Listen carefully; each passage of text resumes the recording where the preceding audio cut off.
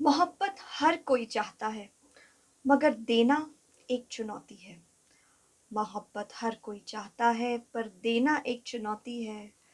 किसी जालिम दिलदार से अगर इश्क कर लिया, तो फिर यही कहते फिरोगे, मेरा पार्टनर एक पनौती है।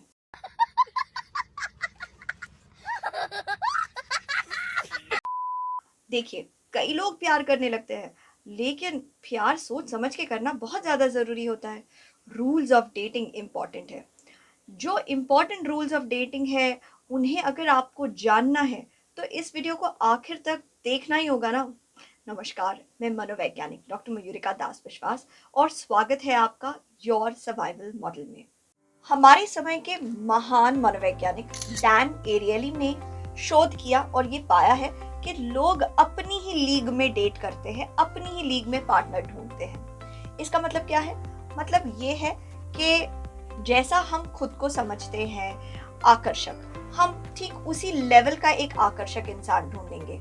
अगर हम बहुत ज्यादा आकर्षक है, तो हम बहुत ज्यादा आकर्षक दिखने वाले इंसान को ढूंढेंगे।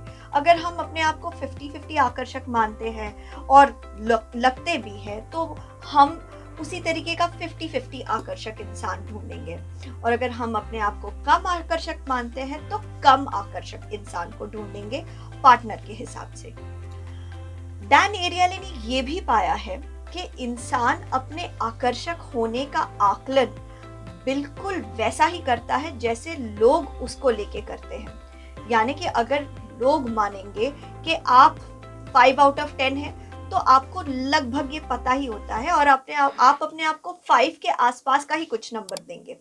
अगर लोगों को लगता है कि आप 8 आउट ऑफ 10 हैं, तो आपको ये पता होता है आप 8 के आसपास ही अपने आप को नंबर देंगे। तो यानी कि लोगों को पता होता है कि वो किस तरीके के आकर्षक हैं। लेकिन डैन एरियली ये भी जानना चाहते थे कि हम अपने आप को जितना आकर्षक मानते हैं, क्या हम दूसरों को वैसा ही आकर्षक मानते हैं? क्या हमारा परसेप्शन अपने आप को लेकर हमारे जजमेंट के ऊपर भी असर डालता है? डैन एरियली ये भी शोध करके पता करना चाहते हैं कि क्या लोग अग्री करते हैं कि कौन से इंसान आकर्षक है और कौन से इंसान आकर्षक नहीं है। यानी कि अट्रैक्टिवनेस पे कॉमन कंसेंसस है कि नहीं है। क्या लोग अग्री करते हैं कि एक इंसान कितना अट्रैक्टिव है?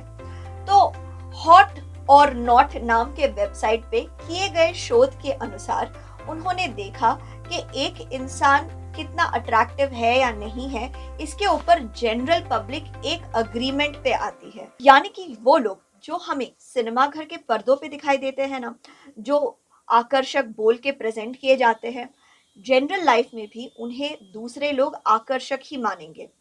और वो लोग जिनको सेकंड फिडल होने के लिए सिलेक्ट किया जाता है, यानी कि जो सपोर्टिंग एक्टर बनेंगे या जो हीरो के दोस्त या हीरोइन की सहेली बनेंगी, वो ठीक उसी तरीके से हीरोइन से थोड़ी कम सुंदर टाइप की होगी और जनरल पब्लिक को भी एग्जैक्टली वही लगता है कि वो थोड़ी कम आकर्षक है। यानी कि कौन कितना आकर्षक है, इसके ऊपर जनरल पब्लिक में एक कॉमन अंडरस्टैंडिंग होती है। हर कोई चाहता है कि मुझे एक अच्छा पार्टनर मिले, है ना? हर कोई चाहता है कि मुझे एक बहुत ही ज्यादा अट्रैक्टिव पार्टनर मिले। लेकिन जैसे कि वीडियो की शुरुआत में मैंने कहा, बहुत ज्यादा अट्रैक्टिव लोग अपने ही तरफ दूसरे बहुत ज्यादा अट्रैक्टिव ऑपोजिट जेंडर के इंसान को ही डेट करना चाहेंगे।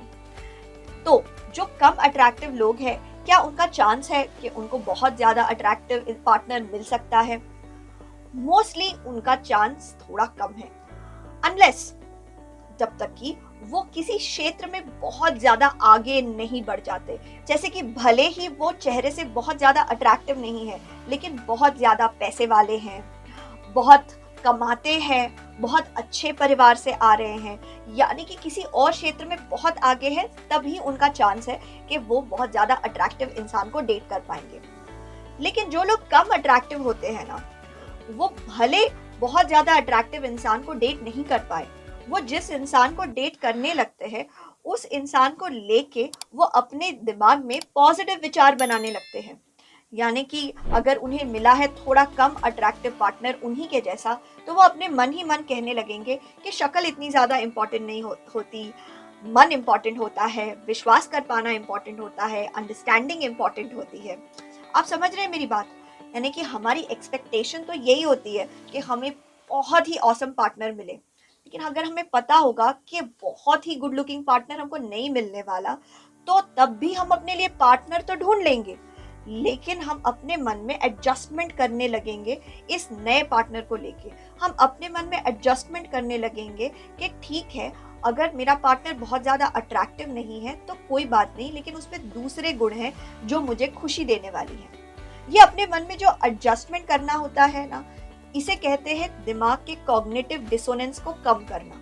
कॉग्निटिव डिसोनेंस यानी कि हम मन ही मन चाहते तो है हमको बहुत अट्रैक्टिव पार्टनर मिले, लेकिन मिल रहा है एवरेज पार्टनर एडजस्ट करने के लिए। तो तब हम अपने दिमाग में जो एडजस्टमेंट करते हैं अपना दुख कम करने के लिए, इसे कहते हैं कॉग्निटिव डिसोनेंस को कम करना। सो इस सब कुछ को जान लेने के बाद आप अपने डेटिंग लाइफ को बेहतर कैसे बनाएंगे? पहली बात ये याद रखिए कि यही सच्चाई है कि ज़्यादा अट्रैक्टिव लोग दूसरे ज़्यादा अट्रैक्टिव लोगों को डेट करना चाहेंगे। जैसे कि आप देख रहे हैं आज के समय में एक एक्टर किसी दूसरे एक्टर से ही शादी करता है ना? अगर आप चाहते हैं कि आप अपने से बहुत ज़्यादा आकर्षक किसी को डेट करना चाहें, तो फिर आपको किसी फील्ड में बहुत आगे जाना पड़ेगा, नंबर 1 बनना पड़ेगा। अगर आपको बहुत ज़्यादा अट्रैक्टिव पार्टनर ना भी मिले, तब भी आप अपने आप को संतुष्ट कर सकते हैं, अपनी ज़िंदगी में, अपनी रिलेशनशिप में खुश रह सकते हैं।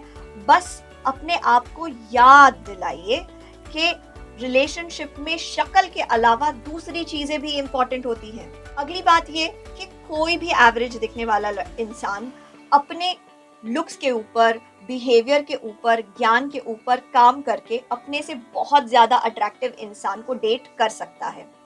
और अगर कोई इंसान बहुत कम अट्रैक्टिव है तो उसे किसी ना किसी फील्ड में नंबर 1 बन जाना पड़ेगा, तब भी उसका चांस है कि वो एक बहुत ही ज्यादा अट्रैक्टिव इंसान को डेट कर पाएगा। आशा करते हैं डेटिंग लाइफ को लेके ये सारा रिसर्च आपको इंटरेस्टिंग लगा होगा और आप इसे अपनी लाइफ में अप्लाई कर पाएंगे। आप डेटिंग लाइफ में एक्टिव नहीं है, कोई बात नहीं, इस चीज को किसी और को फॉरवर्ड कर दो। आपके मूल्यवान समय के लिए धन्यवाद।